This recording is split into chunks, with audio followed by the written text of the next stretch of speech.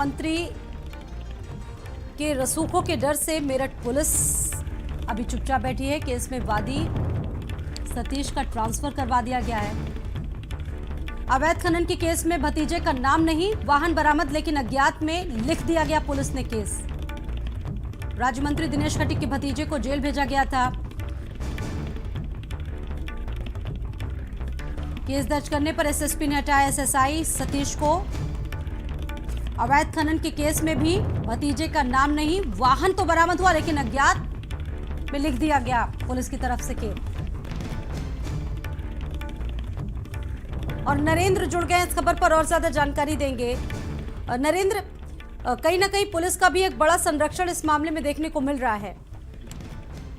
देखिए, इसको संरक्षण नहीं, इसको बैक फुट पर आना कहेंगे, क्योंकि मंत्री के जो रसूख हैं वो काफी ऊंचे हैं और सत्ता से जुड़े हुए हैं सीधे सीधे, और इसीलिए अब पुलिस बैक फुट पर है। एसएसपी ने इस पूरे मामले में जो बागी थे एसएसआई सतीश, उनका ट्रांसफर कर दिया है और उनको ट्रांसपोर्ट नगर में एसएसआई बना दिया है। दूसरी तरफ जो खनन को लेकर मुकदमा दर्ज हुआ है उसमें किसी का नाम नहीं है, जो आरोपी बताए जा रहे थे उनका भी नाम नहीं है। इस तरीके से पूरे मामले में अब जो पुलिस है इसको समाप्त करने में लगी हुई है, क्योंकि ये जो मामला था ये मंत्री के भतीजे से जुड़ा हुआ था। उसने थाने में घुसकर एसएसआई और कोतवाल से बदतमीजी की, उनको गाली गलौज की और अभद्रता की, जिसके बाद ये मुकदमा दर्ज किया गया था।